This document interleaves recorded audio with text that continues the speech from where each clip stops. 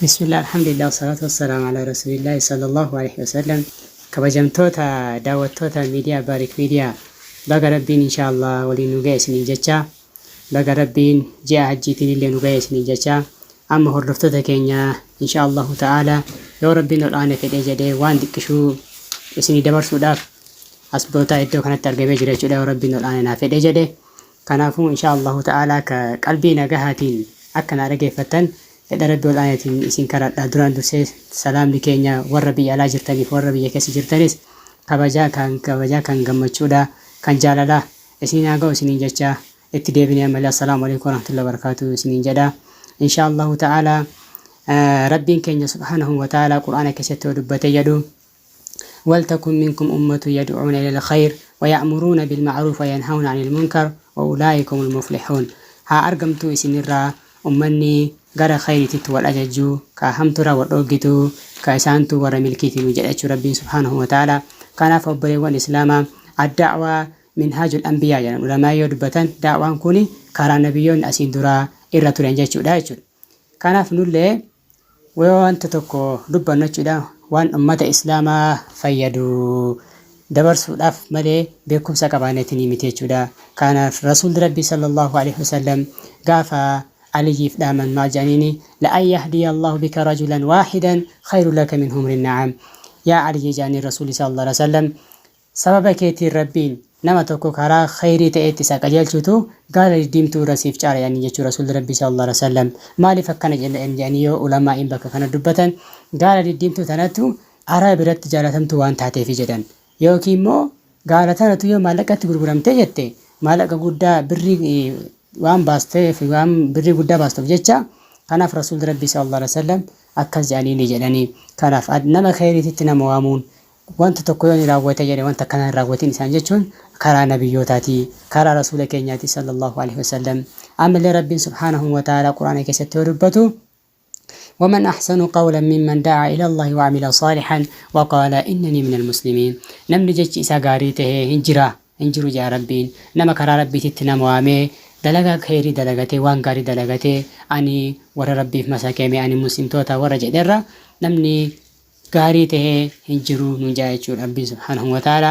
كناف اوبليون اسلام اوبليتي اسلاما اني اللي كان اسني دبرسو داف ادو كنتي ارغمي جراچو دا بالله سبحانه وتعالى فقار كهونه الانم الله سبحانه وتعالى كوفقኝ በሱፍ ማለት ነው አንዳንድ ነገር ላሳልፈላችሁ እዚህ ቦታ ተገኝቻለሁ ለምን አዳዋ ሚንሃጁል አንቢያ ያሉ ዑለማዎች ሲናገሩ دعوة مالت يا نبياتو صلى الله عليه وسلم ينسو منقر نو يلالو ما علماء سيناقروا الله سبحانه وتعالى بسورة الفصل سيناقر ومن أحسن قولا ممن دعا إلى الله وعمل صالحا طرو نقر أسر في مالت ودع الله سبحانه وتعالى يميت الرسونو ملكا من سراسرتو أني كمسلم نجبلو يمين نقر سونو يلال الله سبحانه وتعالى ስለዚህ እኔም አንዳንድ ነገር ላሳልፈላችሁ እዚህ ቦታ ተገኝቻለሁ ወንድሞቼ እህቶቼ በቀልባችሁ እንድትጠብቁኝ ባላ ፈቃድ እጠይቃለሁ ማለት ነው።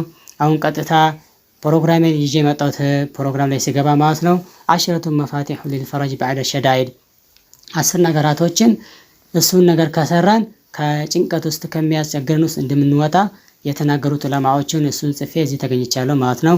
ከናፎ በሌጎን እስላማ ቀብቲያና ዳይረክትስኒ ሐሰው ወርባዱ ወንቶ ተቁዳን yoo cinqamanii jedhan yoo tasarraawwatanii jedhan karabbiin isa keessaa nama baasu jechuudha yoo tasarraawwanne jenne cinqaa san keessaa rakkoo san keessaa nama baasu dubbachuudhaaf fedha rabbiitiin asitti argamee jira akkuma aliin gaafa tokko dubbatanii siflana dunya yaa ali mee waa'ee duniyaa tan muhiim yaa ali jedhanii jennaaniin علي ابن أبي طالب ما جاء دبته الدنيا أولها بكاء وأوسطها عناء وآخرها فناء جرون دنيا توني جلكم نيسي بويتشا جلكم يجرود نمني دنيا خنرت أرقمكم سين بيتن هم بوها جتشود وأوسطها عناء ولا كان يسيمو تنكار غرغرا أكما بيتن يرو غرغري نمني هذا حبان رادورن يعني يوكي نمني چرا وهيديني بيالا ديمو دندا يجودا كناف تمرنا تريم نبي طالب ما جنمت ديبه واخرها فنا تمر دنيا تنادا اسر غودانو دايچودا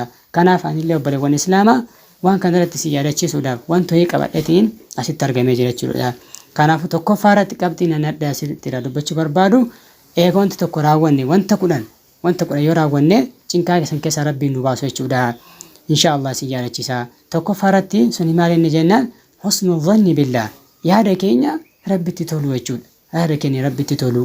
Fakkeenyaaf rabbiin si hiyyeessuu danda'a yaa obboleettii islaamaa yaa obboleessa islaamaa.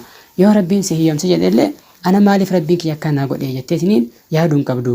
Gaaf tokko naa dabartii, gaaf tokko bakka tokko ni gahaa jetteetiniin akkasii yaaduu qabda jechuudha.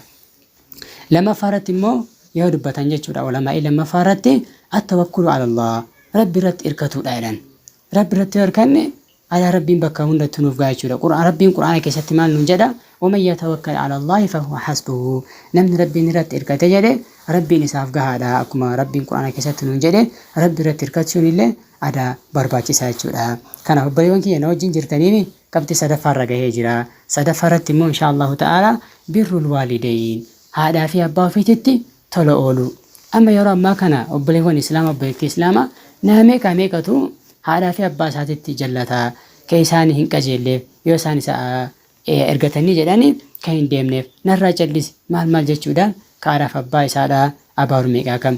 Rasuulli rabbii sallallahu alaihi wasallam kan irratti illee maal jaaniin aljannatu awsat abwaabil jannaa, jannani tuni miila haadhaa fi abbaa jala jirti jedhan.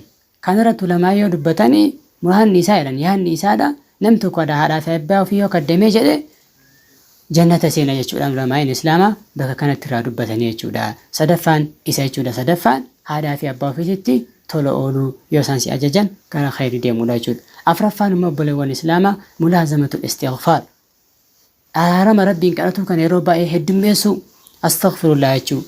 Astaghfirullah wa atuubu ilayhi. Guyyaa rasuulli rabbii sallallahu alaihi wasallam waa'ee kana irratti limaa jaaniin inni la astaghfirullah wa atuubu ilayhi fil yawmi akthara min 70 marra. Ani rabbii kiyyarra araarama kadhadhaa jedhan. Yeroo 70 ol an rabbii kiyya araarama gaafadhaa gara isaatiitti deebi'aa jedhan. Kan rasuulli rabbii sallallahu alaihi wasallam rabbiin isaaniif araaramee jira maasiyaa ta'e tadabarsitee fillee tadhuftu kan rabbiin isaanii jedhe nutummoo obboleewwan islaamaa akkamitti araarama irra dagannallee qabxiin isaa afuraffaadha isa jechuudha. Shanaffaan immoo obboleewwan islaamaa addu'aa wal mutawaasil, du'aayii walitti dhaabbataa ta'e jedhan ulamaa yoo dubbatan.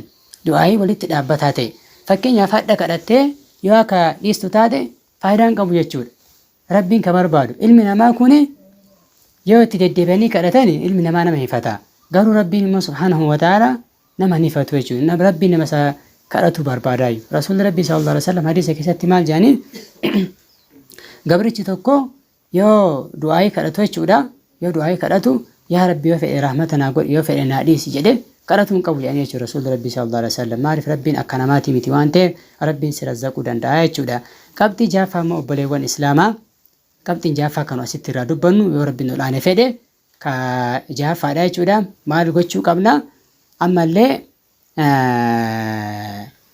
raddul mazaalim, nama miidhamaa tokko fakkeenyaaf nama miidhamaa tokko deebisuu, nama miidhaa namarratti dalagu tokko, nama miidhaa namarratti dalagu tokko deebisuu qabnaa jechuudha. Abbo maaliif waan akkana raawwattaa jeneetiin isa deebisuu qabnaa. Kan torbaffaa immoo obboleewwan islaamaa munaasaratu wa mu'aanatul ihtijaaj, nama rakkate tokko gargaaruu qabnaa jechuudha.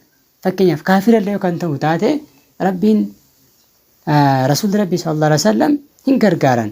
Gaaf tokko namittiin takka rasuulli rabbiitti dhufte yaa argamaa rabbii isiin akka nabiyyi ta'e hin beektuun achi rasuulli akkasiin meeshaa qabatteertu arganii jennaaniin qabatanii gargaaran hin qabataniif meeshaa kana.